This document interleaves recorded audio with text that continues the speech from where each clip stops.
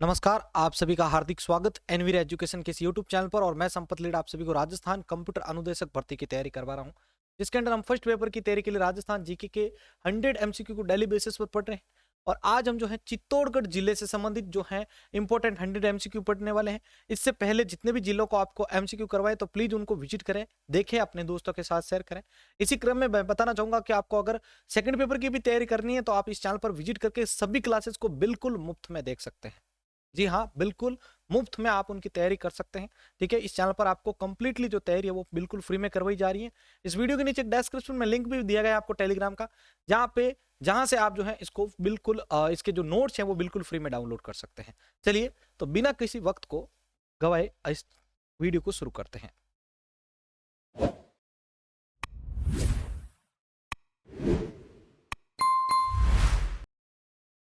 तो चलिए, पहला प्रश्न आपके सामने लेके आ रहा हूं। राजस्थान का गौरव किस दुर्ग को कहा जाता है? राजस्थान का गौरव किस दुर्ग को कहा जाता है? ब चित्तौड़गढ़ दुर्ग को राजस्थान का गौरव कहा जाता है। इंपॉर्टेंट क्वेश्चन है, ध्यान रखिएगा। दूसरा प्रश्न है, राजस्थान के किस महाराणा ने अंग्रेजों के साथ सहायक संधि की थी? मेवाड़ के किस महाराणा ने अंग्रेजों के साथ सहायक संधि की थी? ब भीम सिंह ने। अगला है, मेवाड़ का कर्ण किसे कहा जाता है? मेवाड़ का कर्ण किसे कहा जाता है? द भामाशाह को।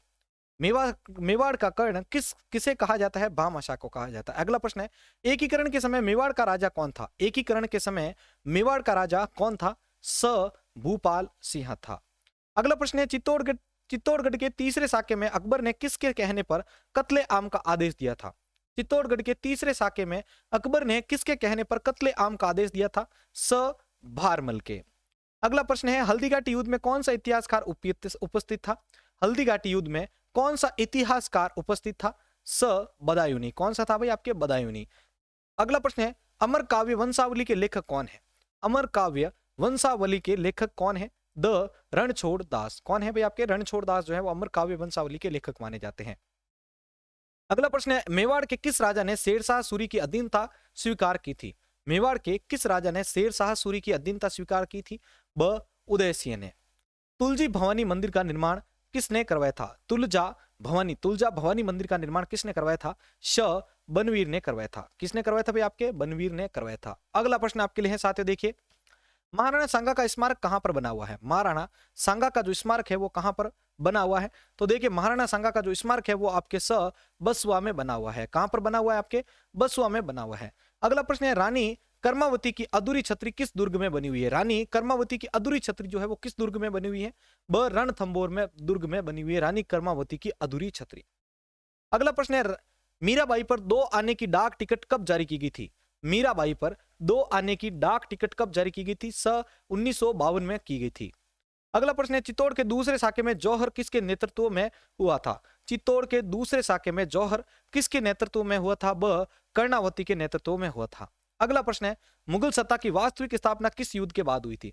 मुगल सत्ता की वास्तविक स्थापना किस युद्ध के बाद हुई थी? द खानवा के युद्ध के बाद हुई थी। अगला प्रश्न इंपॉर्टेंट है, ध्यान रखिएगा। खातौली का युद्ध कब लड़ा गया था? खातौली का युद्ध कब लड़ा गया था? 1517 ईस्वी को लड़ा गया था खातौली का युद्ध। अगला प्रश्न है, महाराणा कुंभा के संगीत गुरु का क्या नाम था? महाराणा कुंभा के संगीत गुरु का क्या नाम था? सारंग व्यास। महाराणा कुंभा के संगीत गुरु का नाम था सारंग व्यास। अगला प्रश्न है, मेवाड़ में नौकरशाही प्रथा की शुरुआत किसने की थी? मेवाड़ में नौकरशाही प्रथा की शुरुआत किसने की थी? अल्लट ने की थी। किसने की थी भाई? आपके अल्लट ने की थी मेवाड़ में नौकरशाही प्रथा की शुरुआत। अगला प्रश्न है, कर्नल जेम्स टॉड ने इंग्लैंड जाते समय कौन से शिलालेख को समुद्र में फेंका था? कर्नल जेम्स टॉड ने इंग्लैंड जाते समय कौन से शिलालेख को समुद्र में फेंका था? मानमोरी का लेख। मेवाड़ की प्रारंभिक राजधानी कौन सी थी? मेवाड़ की प्रारंभिक राजधानी जो है वो कौन सी थी? नागदा थी। कौन सी थी भाई? आपके नागदा थी। अगला प्रश्न देखिए साथियों, अगला प्रश्न है आपके लिए, चित्तौड़गढ़ दुर्ग किस नदी के किनारे बसा हुआ है? चित्तौड़गढ़ दुर्ग जो है वो किस नदी के किनारे बसा हुआ है? तो चित्तौड़गढ़ जो दुर्ग है वो आपके किस नदी पर बसा हुआ है? आपके गंभीरी नदी पर बसा हुआ है। ठीक है, अगला प्रश्न देखिए, किस मेवाड़ राजा के समय इल्तुतमिश ने मेवाड़ पर आक्रमण किया था? किस मेवाड़ राजा के समय इल्तुतमिश ने जो है मेवाड़ पर आक्रमण किया था? इस प्रश्न का उत्तर होगा आपके ब जैत्र सिंह के समय। अगला प्रश्न, चित्तौड़गढ़ का नाम खिजराबाद किस अभिलेख में मिलता है? चित्तौड़गढ़ का नाम जो है खिजराबाद किस अभिलेख में मिलता है? ब धाइबा पीर का लेख में। चित्तौड़गढ़ का नाम खिजराबाद जो है वो किस अभिलेख में मिलता है? धाइबा पीर के लेख में। अगला प्रश्न है चित्तौड़गढ़ के प्रथम साके का वर्णन किस पुस्तक में मिलता है? चित्तौड़गढ़ के प्रथम साके का वर्णन किस पुस्तक में मिलता है? स खजाइन उल फुतूह। चित्तौड़गढ़ के प्रथम साके का वर्णन खजाइन उल फतूह पुस्तक में मिलता है। अगला प्रश्न है मेवाड़ का राम किसे कहा जाता है? इंपॉर्टेंट क्वेश्चन है, मेवाड़ का राम किसे कहा जाता है? द राणा चूड़ा को। ठीक है, मेवाड़ का राम राणा चूड़ा को कहा जाता है। अगला प्रश्न है गोसुंडी की बावड़ी का निर्माण किसने करवाया था? यह भी इंपॉर्टेंट है, गोसुंडी की बावड़ी का निर्माण किसने करवाया था? स श्रृंगारी देवी ने। गोसुंडी की बावड़ी का निर्माण किसने करवाया था? श्रृंगारी देवी ने। अगला प्रश्न, आवल बावल की संधि में मेवाड़ का केंद्र बिंदु किसे रखा गया था? आवल बावल की संधि में मेवाड़ का केंद्र बिंदु किसे रखा गया था? ब सोजत को रखा गया था। अगला प्रश्न है महाराणा कुंभा ने मेवाड़ के 84 दुर्गों में से कितने दुर्गों का निर्माण करवाया था? महाराणा कुंभा ने मेवाड़ के 84 दुर्गों में कितने दुर्गों का निर्माण करवाया था? 32 दुर्गों का निर्माण करवाया था। अगला प्रश्न, चंपानेर की संधि किस वर्ष हुई थी? चंपानेर की संधि किस वर्ष हुई थी? स 1456 ईस्वी में हुई थी चंपानेर की संधि। अगला प्रश्न है राजनीति में दक्ष होने का कारण कुंभा को कौन सी उपाधि मिली थी? राजनीति में दक्ष होने के कारण राणा कुंभा को कौन सी उपाधि मिली थी? राजगुरु की उपाधि मिली थी। अगला प्रश्न है योगेश्वर भट्ट व विष्णु भट्ट किसके दरबार में थे? योगेश्वर भट्ट व विष्णु भट्ट किसके दरबार में थे? राणा मोकल के दरबार में थे। कीर्ति स्तंभ विजय स्तंभ पर कितने रुपए का डाक टिकट जारी किया गया था? कीर्ति स्तंभ या विजय स्तंभ पर कितने रुपए का डाक टिकट जारी किया गया था? ब 2 रुपए का। अगला प्रश्न, राणा सांगा के राज्याभिषेक के समय दिल्ली का राजा कौन था? राणा सांगा के राज्याभिषेक के समय दिल्ली का राजा कौन था? ब सिकंदर लोदी। अगला प्रश्न है हजरत दीवान शाह की दरगाह कहां पर स्थित है? हजरत दीवान शाह की दरगाह कहां पर स्थित है? ब कापासन में स्थित है हजरत दीवान शाह की दरगाह। अगला प्रश्न है भैंसौरगढ़ से बिजोले तक का पठारी भाग क्या कहलाता है? भैंसौरगढ़ से बिजोले तक का पठारी भाग क्या कहलाता है? स ऊपरमाल कहलाता है। क्या कहलाता है? ऊपरमाल। अगला प्रश्न है गंभीरी बांध किस जिले में स्थित है? गंभीरी बांध किस जिले में स्थित है? द चित्तौड़गढ़ जिले में स्थित है। अगला प्रश्न है चित्तौड़गढ़ नगर कौन सी नदी के किनारे स्थित है? चित्तौड़गढ़ नगर जो है वो आपके कौन सी नदी के किनारे स्थित है? तो देखिए इस प्रश्न का आपके सामने उत्तर साथियों, चित्तौड़गढ़ नगर कौन सी नदी के किनारे स्थित है? ब बेड़च नदी के किनारे स्थित है। अगला प्रश्न है राजस्थान में सर्वाधिक सीमेंट उत्पादक जिला कौन सा है? राजस्थान में सर्वाधिक सीमेंट उत्पादक जिला कौन सा है? द चित्तौड़गढ़ जिला है। राजस्थान में सर्वाधिक सीमेंट उत्पादक जिला चित्तौड़गढ़ जिला है। अगला प्रश्न, कौन सा जिला चित्तौड़गढ़ से सीमा नहीं बनाता है? कौन सा जिला चित्तौड़गढ़ से सीमा जो है वो नहीं बनाता है? तो इस प्रश्न का उत्तर देखिए, इस प्रश्न का उत्तर होगा आपके ब झालावाड़ जो है वो चित्तौड़गढ़ से सीमा नहीं बनाता है, बल्कि कोटा, बूंदी और भीलवाड़ा बनाता है। अगला प्रश्न है दी मेवाड़ शुगर मिल्स की स्थापना कब की गई थी? इंपॉर्टेंट है, ध्यान रखिएगा। दी मेवाड़ शुगर मिल्स की स्थापना कब हुई थी? इस प्रश्न का उत्तर होगा आपके 1932 को हुई थी दी मेवाड़ शुगर मिल्स की। रंगाई छपाई के लिए प्रसिद्ध केंद्र कौन सा है? रंगाई छपाई के लिए प्रसिद्ध केंद्र कौन सा है? ब अकोला है। कौन सा है भाई? आपके अकोला। अगला प्रश्न, चूलिया जलप्रपात कहां पर स्थित है? चूलिया जलप्रपात कहां पर स्थित है? आपके ब भैंसौरगढ़ में स्थित है चूलिया जलप्रपात। अगला प्रश्न, ट्रेंच आयोग का संबंध किस आंदोलन से है? ट्रेंच आयोग का संबंध किस आंदोलन से है? द बेंगो आंदोलन से है। ट्रेंच आयोग का संबंध बेंगो आंदोलन से है। अगला प्रश्न, पारसोली समझौता कब हुआ था? पारसोली समझौता कब हुआ था? 2 फरवरी 1922 को। पारसोली समझौता 2 फरवरी 1922 को हुआ था। अगला प्रश्न, बेंगो किसान आंदोलन में कितने प्रकार की लाग बाग थी? बेंगो किसान आंदोलन में कितने प्रकार की लाग बाग थी? 25 प्रकार की। अगला प्रश्न है कुमारपाल प्रबंध के अनुसार चित्तौड़गढ़ दुर्ग का निर्माण किसने करवाया था? कुमारपाल प्रबंध के अनुसार चित्तौड़गढ़ दुर्ग का निर्माण किसने करवाया था? ब चित्रांगद मौर्य ने। अगला प्रश्न है कुमारपाल चरित्र के अनुसार चित्तौड़गढ़ दुर्ग का निर्माण किसने करवाया था? कुमारपाल चरित्र के अनुसार चित्तौड़गढ़ दुर्ग का निर्माण किसने करवाया था? अ चित्रांगद मौर्य ने। अगला प्रश्न, बप्पा रावल ने चित्तौड़गढ़ दुर्ग मौर्य शासक मान मौर्य से कब जीता था? बप्पा रावल ने चित्तौड़गढ़ दुर्ग मौर्य शासक मान मौर्य से कब जीता था? ब 734 ईस्वी में। कब? 734 ईस्वी में। अगला प्रश्न है चित्तौड़गढ़ दुर्ग का निर्माता कौन है? चित्तौड़गढ़ दुर्ग का निर्माता कौन है? ब चित्रांग मौर्य सॉरी। अगला, चित्तौड़गढ़ की साक्षरता दर कितनी है? तो चित्तौड़गढ़ की साक्षरता दर आपके 61.70 यानी 61.70% है। अगला प्रश्न, खुरा की बावड़ी कहां पर स्थित है? खुरा की बावड़ी कहां स्थित है? स बड़ी सादड़ी में स्थित है खुरा की बावड़ी। गणगौर निर्माण हेतु प्रसिद्ध स्थान कौन सा है? तो गणगौर निर्माण हेतु प्रसिद्ध स्थान है आपका स बस्सी। नगरी पर आक्रमण किसने किया था? नगरी पर आक्रमण किसने किया था? ब पुष्यमित्र शुंग ने किया था नगरी पर आक्रमण। अगला प्रश्न है, नगरी किस धर्म और संस्कृति का प्रमुख केंद्र था? नगरी किस धर्म और संस्कृति का प्रमुख केंद्र था? द जैन धर्म का। अगला प्रश्न, कल्याण, कमध्वज, बाल ब्रह्मचारी, योगी किसके उपनाम है? कल्याण, कमध्वज, बाल ब्रह्मचारी और योगी किसके उपनाम है? स कल्लाजी के उपनाम है। अगला प्रश्न है, बामनी नदी का उद्गम स्थल कौन सा है? तो बामनी नदी का उद्गम स्थल बस्सी अभ्यारण्य है। कौन सा? बामनी नदी का उद्गम स्थल बस्सी अभ्यारण्य। ब से वो आप कनेक्ट कर सकते हैं इसको। अगला, चितलौं हेतु प्रसिद्ध अभ्यारण्य कौन सा है? चितलौं हेतु प्रसिद्ध अभ्यारण्य कौन सा है? तो इस प्रश्न का उत्तर आपके बस्सी अभ्यारण्य। अगला प्रश्न, घड़ियालों हेतु प्रसिद्ध अभ्यारण्य कौन से हैं? घड़ियालों हेतु प्रसिद्ध अभ्यारण्य कौन सा है? तो घड़ियालों हेतु प्रसिद्ध अभ्यारण्य भैंसोरगढ़ अभ्यारण्य है। अगला, भैंसोरगढ़ अभ्यारण्य किस नदी के किनारे स्थित है? तो भैंसोरगढ़ अभ्यारण्य जो है वो आपके किस नदी के किनारे स्थित है भाई? आपके चंबल नदी के किनारे। तुर्रा कल्लंगी लोक नाट्य में किस वाद्य यंत्र का प्रयोग किया जाता है? वेरी इंपॉर्टेंट क्वेश्चन, अभी लगभग बहुत सारे एग्जाम में इसको रिपीट किया है। तुर्रा कल्लंगी लोक नाट्य में किस वाद्य यंत्र का प्रयोग किया जाता है? द चंग का।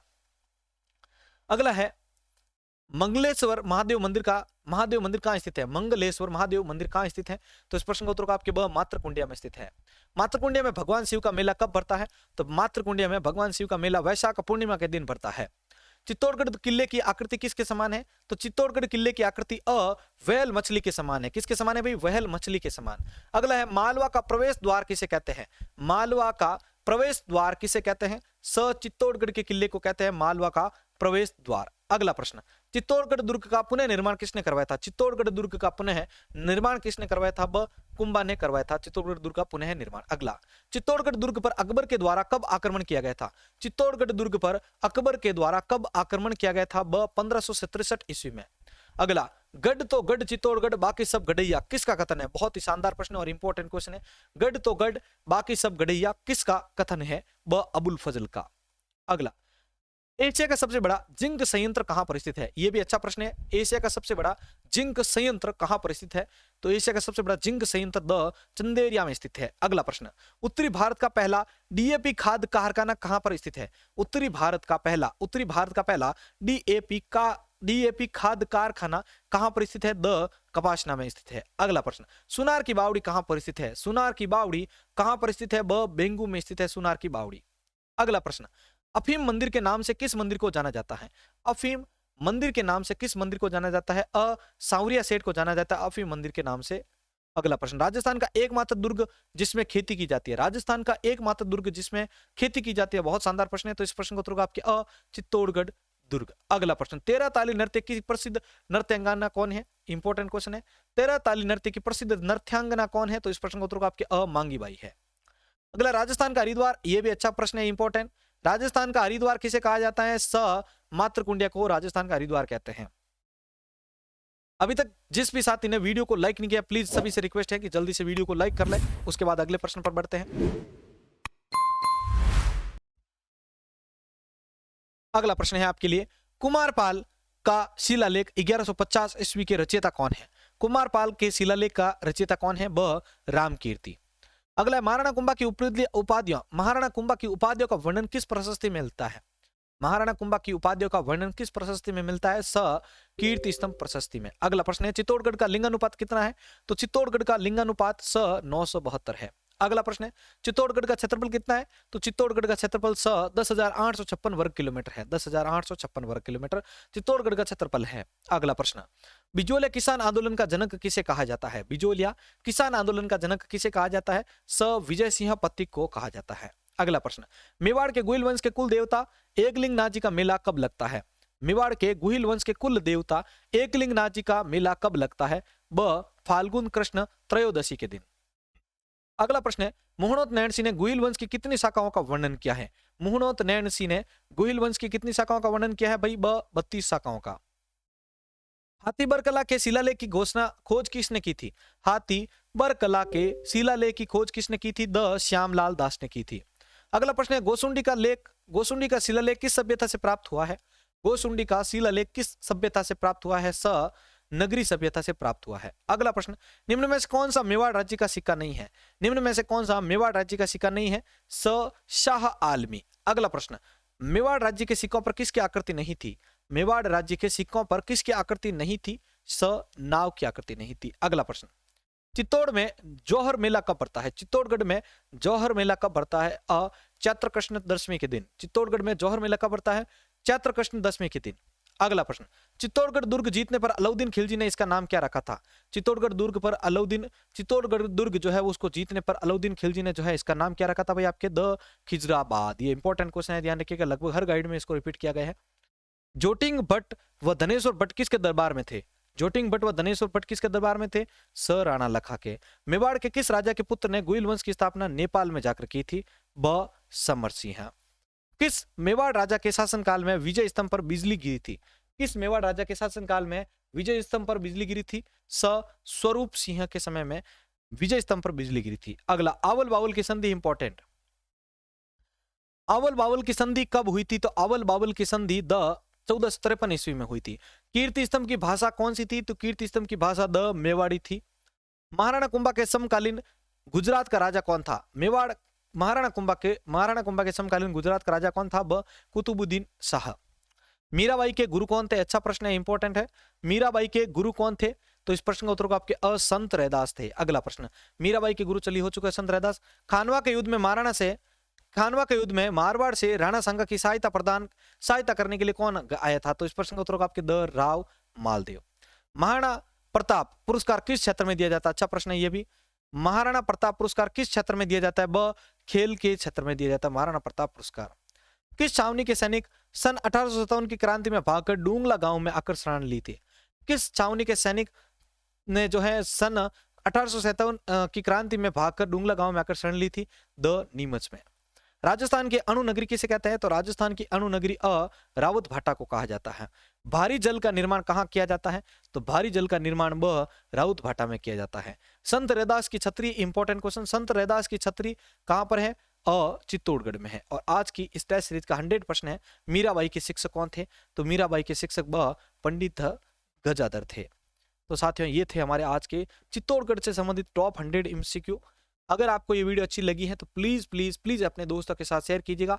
20,000 सब्सक्राइबर स्पेशल आप सभी के लिए टेस्ट सीरीज लॉन्च की जा रही है, इसलिए प्लीज जल्दी से जल्दी चैनल को सपोर्ट करें। 20,000 सब्सक्राइबर बहुत ज्यादा जरूरी है। इसी के साथ आपका अपना भाई संपत लीडर आप सभी से अलविदा लेता है। जय हिंद,